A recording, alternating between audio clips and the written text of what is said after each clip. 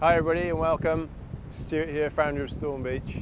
And I'm going to talk today about some of the challenges I find in coaching and leadership. And I reflected on a video that I put together recently was about, and the challenge there was where leaders and coaches don't focus enough on their followers. And then I also reflected about how, for this video, how leaders and coaches sometimes just don't really find their identity in that great big leadership and coaching world. So if that would be a problem that I see time and time again, that would be it. They come in to leadership and coaching, attend my workshops, masterclasses, coaching, online stuff, all that good stuff that I do, and don't necessarily have that identity within this great big spectrum of both those areas. So the biggest advice I would say, or let's say the other way around, the biggest problem I see is people don't have that identity within that. So the best advice I would give is find your identity somewhere in the leadership and coaching spectrum. Okay? And it's pretty much that simple, to be honest. Find something that you connect with, that resonates with you, and you're good to go. There's loads of theory that talks about if you build skills and values and attitudes and behaviours and competencies, but somewhere at the top of that you don't really fit with the identity, then it's a bit of a house of cards. All that kind of falls away, really. It doesn't really, it's not something that you maintain, sustain and enjoy and love. So you need to start at the top, start with that identity, and then build the skills and attitudes and behaviours and networks and stuff like that. That makes sense. So I'll share with you, if that's the kind of theory, start at the top, start with your identity. I'd share two identities within leadership and coaching, and they're not going to be a surprise to you. You don't have to choose these identities, of course. I would just say just find your own identity in leadership and coaching. For me in leadership, it's all about authentic leadership for me.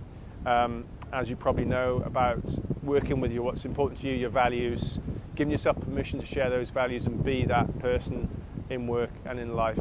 And what I love about that as a leadership map and approach is that you have it recognises so many resources you already have. Other identities in leadership almost say, well, here's your model, go and get there, go and train to be that. Of course, you can develop and train in authenticity, yet we give you permission to really tap into what you have at the start. So as an identity, it is all about identity, and you have it straight away. So that would be one area, that's my thing, but it doesn't have to be your thing. In coaching, again, it's a big, vast spectrum. A lot of the work I do is in the art of coaching and leadership program that I put together is identifying, the whole spectrum of coaching. Sure, that's fine. I would say for me, narrative coaching is a great place to start. Narrative coaching privileges people's stories, recognises that everyone has a story, and as a coach and as a leader, you just unpack and privilege that story and create meaning, different chapters, different endings. You ask and allow and encourage for the person that you're working with to re-author that story, tell it in a different way, to remember the story, to remember the poignant moments, the important people, the results. So re-authoring and remembering those stories, as an example, there's a lot more to it than that. Would be a great place to start. So those are my thoughts.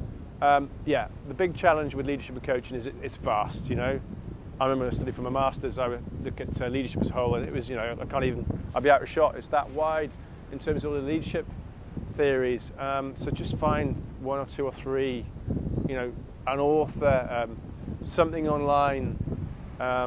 Something that you connect with in leadership. And of course, for me, when I found out authentic leadership over 10 years ago, it changed things for me. It just made things so much easier. Similarly, in coaching is vast, very quickly maturing. Lots of these different genres, if you like, coming out. I mentioned narrative coaching. It's not really out there that much. There aren't 20 books on narrative coaching. In fact, I don't think there are any really specifically on narrative coaching. There's a lot from other disciplines like therapy that we bring in. Just go out there and find stuff that hang your hat on it. Find that identity. If you get that identity going, you will not have a problem. If you haven't got that identity in those big spectrums, then you will have a problem as a developing and emerging leader and coach.